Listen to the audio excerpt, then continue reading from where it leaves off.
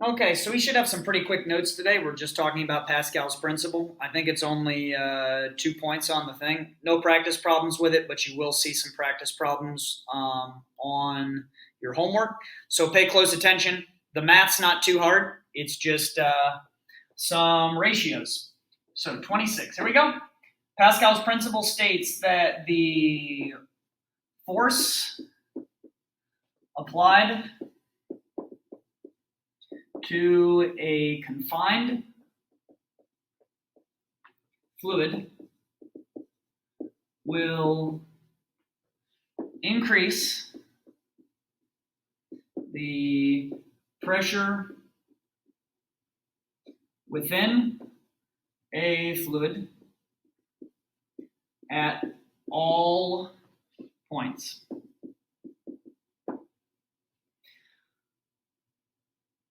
What that's basically saying is that if I apply a force on something, the pressure is going to go up. And since pressure is the same all the way through a confined fluid, it's going to move if it's not until it is. But that just means that you'll get the same pressure out that you put in.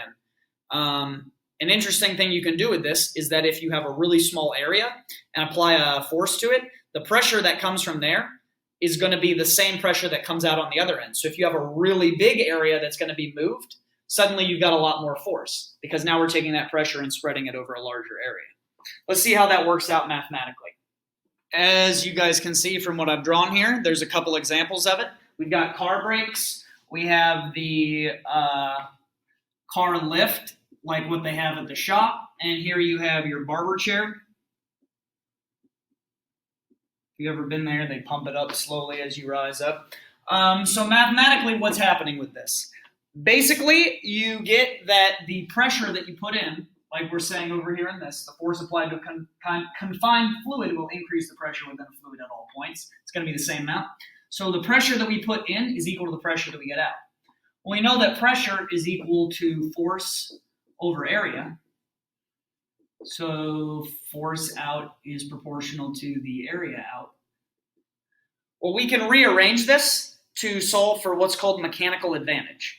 And that is the area out over the area in is equal to the force out over the force in. And that is mechanical